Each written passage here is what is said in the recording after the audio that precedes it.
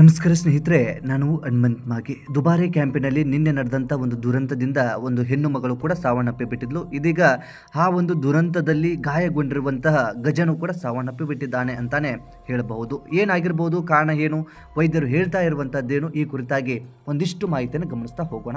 ಸಾಧ್ಯವಾದರೆ ವಿಡಿಯೋನ ಕೊನೆವರೆಗೂ ನೋಡಿ.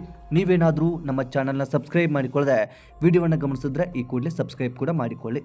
ಕಂಜನ್ ಹಾಗೂ ಮಾರ್ತಾಂಡ ಎಂಬ ಎರಡು ಗಜಗಳ ನಡುವೆ ನಿನ್ನೆ ನಡೆದಂಥ ಆ ದುರಂತದಲ್ಲಿ ಹೆಣ್ಣು ಮಗಳು ಸಾವನ್ನಪ್ಪಿ ಬಿಟ್ಟಿದ್ಲು. ಇದೀಗ ಮಾರ್ತಾಂಡ ಅನ್ನುವಂಥ ಗಜ ಕೂಡ ಸಾವನ್ನಪ್ಪಿ ಬಿಟ್ಟಿದ್ದಾನೆ. ಇದಕ್ಕೆ ವೈದ್ಯರು ಹೇಳ್ತಾ ಇರುವಂಥ ಕಾರಣ ಏನು ಅಂತಂದರೆ, ಅತಿಯಾದಂಥ ರಕ್ತಸ್ರಾವ ಆಗಿರುತ್ತೆ ಮತ್ತು ಅತಿಯಾದಂಥ ರಕ್ತಸ್ರಾವ ಆಗಿರುವ ಕಾರಣದಿಂದಾಗಿ ಈ ಕ್ಯಾಂಪಿನಲ್ಲಿ ರಕ್ತವನ್ನು ಡೊನೇಟ್ ಮಾಡುವಂಥ ವ್ಯವಸ್ಥೆ ಇರೋದಿಲ್ಲ. ಹಾಗಾಗಿ ರಕ್ತಸ್ರಾವ ಹೆಚ್ಚಾಗಿರೋ ಕಾರಣದಿಂದಾಗಿ ಹೃದಯದಲ್ಲಿ ಕೆಲಸ ಒತ್ತಡ ಅಥವಾ ಹೃದಯಕ್ಕೆ ಒಂದಿಷ್ಟು ತೊಂದರೆ ಆಗಿರುತ್ತೆ. ಆ ಕಾರಣದಿಂದಾಗಿ ಸಾವನ್ನಪ್ಪಿರಬಹುದು ಅನ್ನುವ ನಿಟ್ಟಿನಲ್ಲಿ ಅಲ್ಲಿನ ತಜ್ಞರು ಹೇಳ್ತಾ ಇರುವಂಥದ್ದು. ಸೊ ಈ ಒಂದು ದುರಂತವನ್ನು ನಾವು ಯಾರು ಕೂಡ ಅಂದ್ಕೊಂಡಿರಲಿಲ್ಲ. ಇನ್ನು ಕಂಜನ್ ಮತ್ತು ಮಾರ್ತಾಂಡ ಇಬ್ಬರು ಕೂಡ ಸೌಮ್ಯ ಸ್ವಭಾವದವರು ಅಂತೇಳಿ ಅಲ್ಲಿನ ಮಾವುತರು ಕೂಡ ಹೇಳ್ತಾ ಇರುವಂಥದ್ದು, ಸ್ಥಳೀಯ ಅಲ್ಲಿ ಪ್ರವಾಸಕ್ಕೆ ಬಂದಿರುವಂಥವ್ರು ಹೇಳ್ತಾ ಇರುವಂಥದ್ದು ಅಂಥದ್ದೆಲ್ಲವೂ ಕೂಡ ಆಗ್ತಾ ಇದೆ. ಅಂತಂದರೆ ನಾವು ಯಾವುದೇ ಪ್ರಾಣಿಗಳನ್ನು ಸಾಕಿರಲಿ ಅಥವಾ ನಾವು ಯಾವುದೇ ಪ್ರಾಣಿಗಳನ್ನ ಹತೋಟಿಗೆ ತೆಗೆದುಕೊಂಡಿರಲಿ, ಅವುಗಳ ಬುದ್ಧಿಯನ್ನು ಅವುಗಳು ತೋರಿಸ್ತಾವೆ ಅನ್ನೋದಕ್ಕೆ ಇದೊಂದು ಜೀವಂತ ಉದಾಹರಣೆ ಅಂತಲೇ ಹೇಳ್ಬೋದು. ಯಾರು ಕೂಡ ಈ ರೀತಿಯಾಗಿ ದುರಂತ ನಡೆದು ಹೋಗಿ ಬಿಡುತ್ತೆ ಅಂತೇಳಿ ಊಹೆ ಮಾಡಿಕೊಂಡಿರಲಿಲ್ಲ. ಈಗ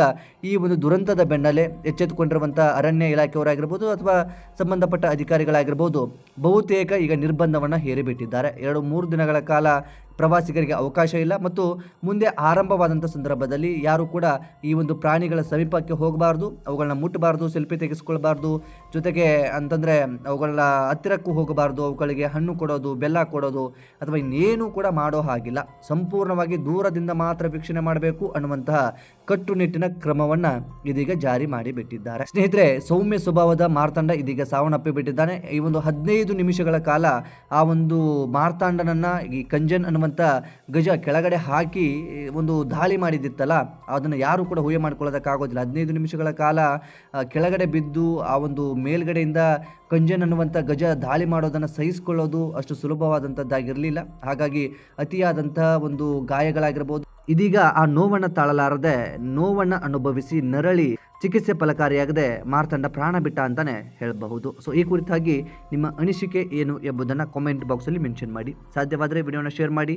ಚಾನಲ್ನ ಸಬ್ಸ್ಕ್ರೈಬ್ ಮಾಡಿಕೊಳ್ಳದೆ ವಿಡಿಯೋನ ಗಮನಿಸಿದ್ರೆ ಈ ಕೂಡಲೇ ಸಬ್ಸ್ಕ್ರೈಬ್ ಮಾಡಿ. ನೋಟಿಫಿಕೇಷನ್ಗಾಗಿ ಬೆಲ್ ಐಕನ್ ಕೂಡ ಕ್ಲಿಕ್ ಮಾಡಿಕೊಳ್ಳಿ. ಮತ್ತು ಮುಂದಿನ ವಿಡಿಯೋದಲ್ಲಿ ಸಿಗೋಣ. ನಮಸ್ಕಾರ.